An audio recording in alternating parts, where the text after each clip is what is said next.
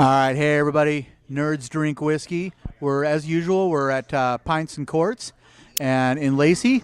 And remember, it's usually the last Saturday of the month. We come here, we record, and you can come down here and drink some whiskey with us. So I think this time it's Woodford Reserve. My co-host here, Jeff, kind of pointed out that somehow we've never actually covered the Woodford Reserve. So we decided it was time. So, but before we do that, you had some whiskey news about Jim Beam. Yeah, so back in April, the Jim Beam contract expired for their union workers, and negotiations have not been going well. I guess the main sticking point is that with the demand for whiskey so high, they've been working 80-plus hour weeks, which I can understand why they wouldn't really be okay with that. So yeah, right now, at least last I saw, there were 2 plants on strike, and hopefully they get back to, figure something out and keep making whiskey. I personally am not a big Jim Beam fan, but I'm sure a lot of people out there, it's one of the staples, and I don't want to see it, the brand damaged or anything. So hopefully they get back to work.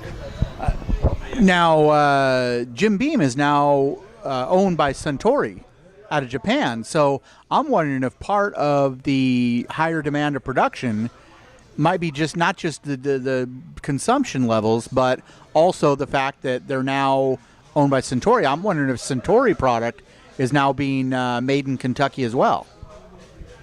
That's possible. What I've seen, they've been distilling the same product, but it might also be that they're shipping more of it to Japan. Yeah. So that's up to the market, and therefore you've got more that you need to produce. So. Yep.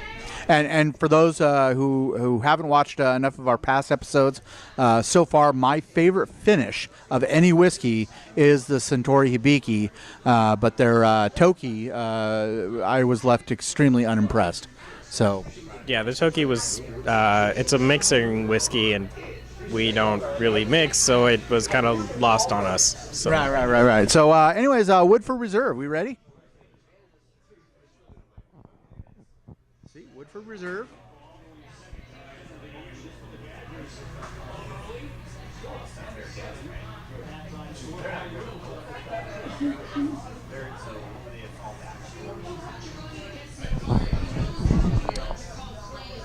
I would say way better than last week's the Colonel Taylor.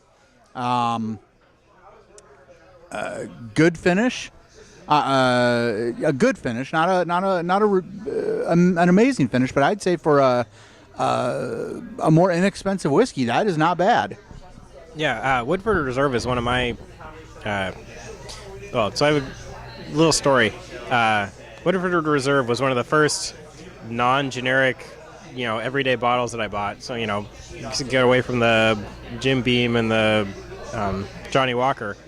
And I had about this much of a bottle left. And my roommate had a friend that drank it all.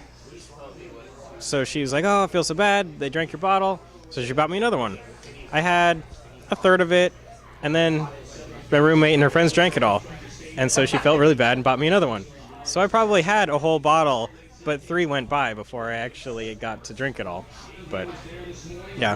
So I always remember Woodford Reserve was one of those that she just couldn't resist. Yep. Cool. All right, so I'm going to give a thumbs up. If you're looking for an inexpensive, maybe a regular everyday whiskey, or if you're at a bar and you're buying shots and you don't want to spend $50 a shot or something, I would say Woodford Reserve is probably a good one to go to. Yeah, and it's common enough, you should be able to find it most places. It's not the one that you're going to be, esoteric, they're never going to have that one. So. Yeah. So if you want to go mainstream but not Jack Daniels or Jim Beam mainstream, Woodford Reserve is definitely a good idea. So anyways, any closing comments? No, I hope you all survived Halloween, and maybe it's we actually be ready to drink again by now. All right.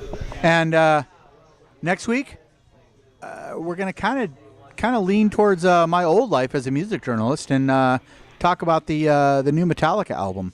So see you next week, Nerds Drink Whiskey.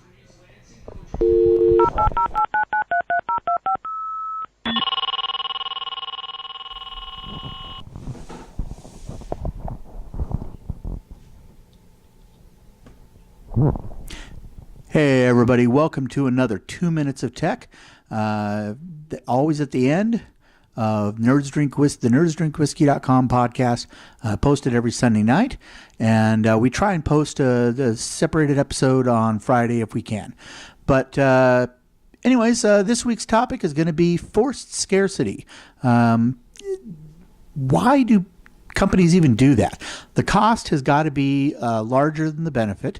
I know with the recent product of the Nintendo Mini, Amazon's web server crashed several times during the 1 or 2 minutes that they had them available. I know several stores had to hire extra personnel to deal with the unruly crowd that wasn't going to get one because they only sent 5 or 2 or 3 to each store. So anyways, false scarcity, the cost cannot be worth the benefit. So I don't understand it. It's something I don't understand. If you guys understand it, please post in the comments.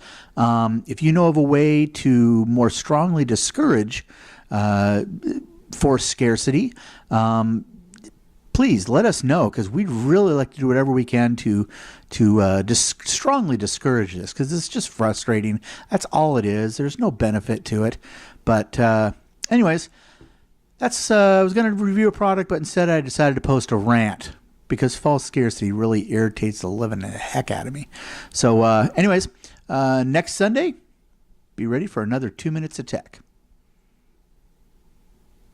See ya.